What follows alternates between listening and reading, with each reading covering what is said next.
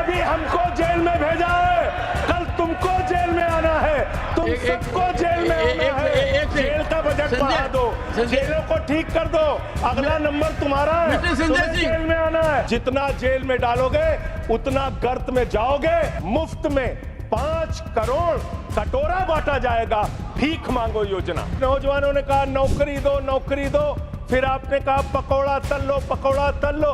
अडानी के 2.5 लाख करोड़ रुपए का कर्जा आपने एक आदमी को दे रखा है। लगवाइए नेम प्लेट उन पूंजीपतियों को। इनका बजट पड़ रहा था मान्यवर, जेलों को भी इन्होंने कम बजट दिया। अरे जेल का बजट तो बढ़ा दीजिए, 300 करोड़ रुपए जेल का बजट, जेल का बजट बढ़ा दीजिए। अरे अभी हमको जेल में भेजा है, कल तुमको जेल में आना है, तुम सबको जेल में आना है। जेल का बजट बढ़ा दो, जेलों को ठीक कर दो, अगला नंबर तुम्हारा है, तुम्हें जेल में आना है। कम से कम जेलों को तो ठीक कर दो, अगला नंबर तुम्हारा। मैं जेल के बजट पे बोल रहा हूँ मानवर, मैं जेल के बजट पे बोल रहा हूँ। 300 करोड़ दिया, इनको जेल में आना है। One second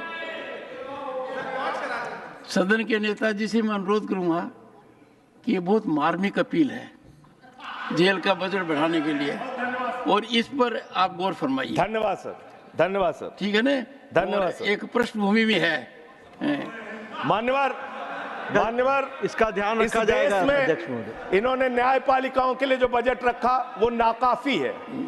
5 crore cases pending है इस देश के अंदर, और 6 लाख लोगों को पूरे देश में जेलों में रखा गया है, जिसमें करीब 76% अंडर ट्रायल हैं। इसका मतलब आपका मकसद न्याय दिलाना नहीं है, आपका मकसद किसी मामले की सच्चाई तक पहुंचना नहीं है, आपका मकसद है पकड़ पकड़ के एक एक व्यक्ति को जेल में डालना। दिल्ली के मुख्यमंत्री को सर इन्होंने पकड़ के जेल में डाल के रखा, दिल्ली के शिक्षा मंत्री को इन्होंने 2 साल से जेल में रखा, दिल्ली के स्वास्थ्य मंत्री को इन्होंने 2 साल से जेल में रखा।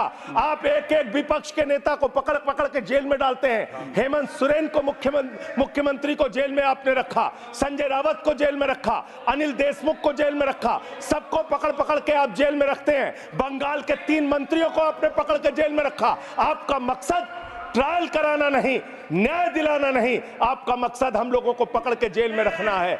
जितना जेल में डालोगे, जितना जेल में डालोगे, मैं आपसे कहना चाहता हूं, जितना जेल में डालोगे उतना गर्त में जाओगे।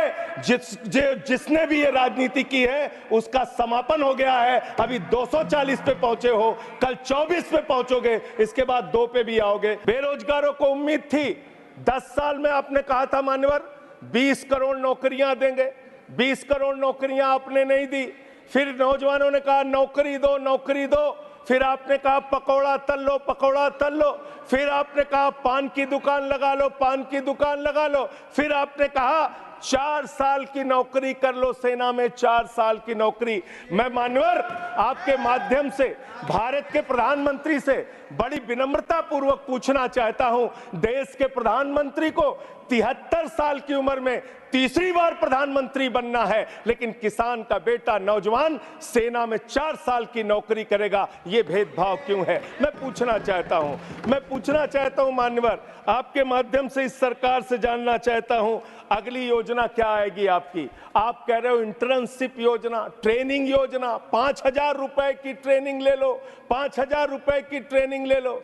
मान्यवर 5,000 रुपए की ट्रेनिंग 500 बड़ी कंपनियों में आप देंगे। मुझे भारत की 100 कंपनियां आप बता दीजिए जिसमें एक कंपनी में आप 4,000 ट्रेनी रख सकते हैं।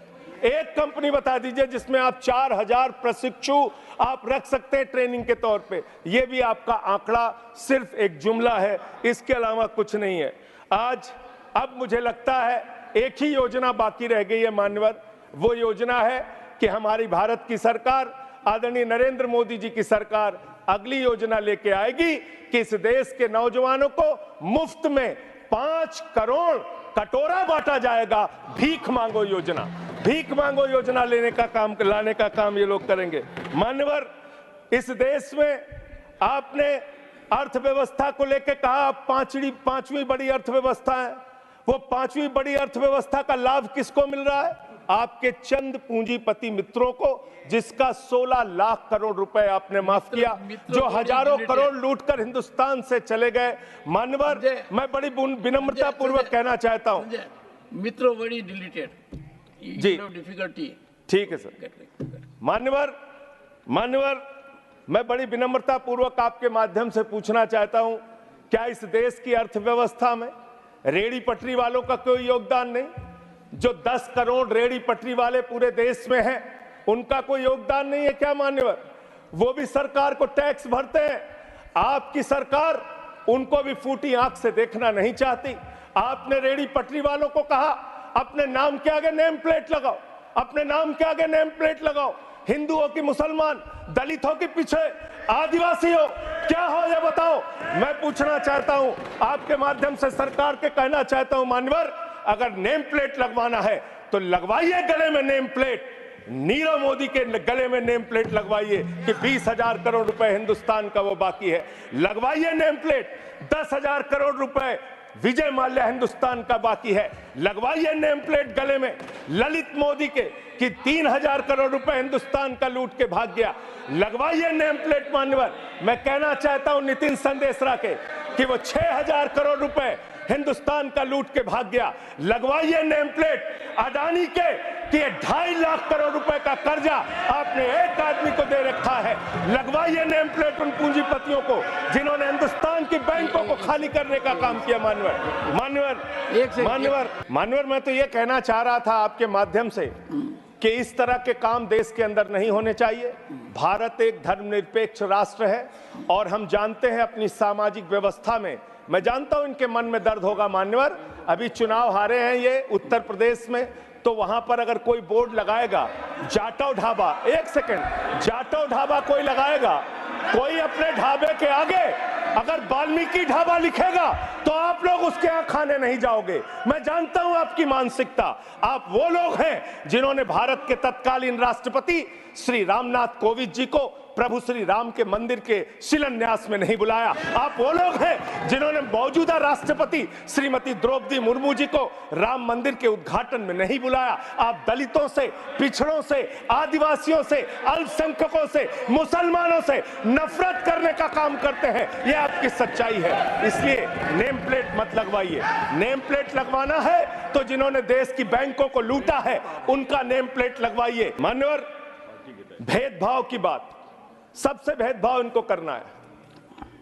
मुसलमानों से भेदभाव, सिखों से भेदभाव, ईसाइयों से भेदभाव, दलितों से भेदभाव, पिछड़ों से भेदभाव, और अब राज्यों से भेदभाव, राज्यों से भी भेदभाव, महिलाओं से भेदभाव, राज्यों से भेदभाव। क्या भेदभाव किया सर इन्होंने?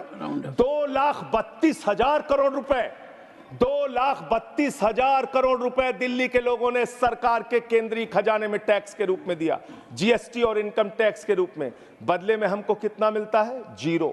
9 साल से आप दिल्ली को बजट नहीं देते। पंजाब के लोग, बस मेरे में से काट लीजिएगा सर, 1-2 मिनट काट लीजिए, मेरी पार्टी के उसमें से काट लीजिएगा। पंजाब के लिए सर, पंजाब का किसान अपना खून पसीना बहा के खेत में गेहूं पैदा करता है, धान पैदा करता है।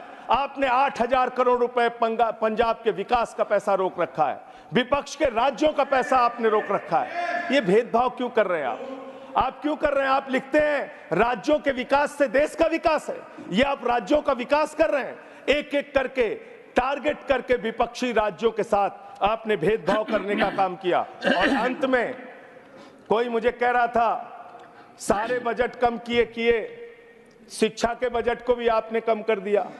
मैंने इन लोगों से कहा शिक्षा से इनका कोई लेना देना नहीं है, शिक्षा से इनका कोई लेना देना नहीं। मान्यवर, क्यों लेना देना नहीं है?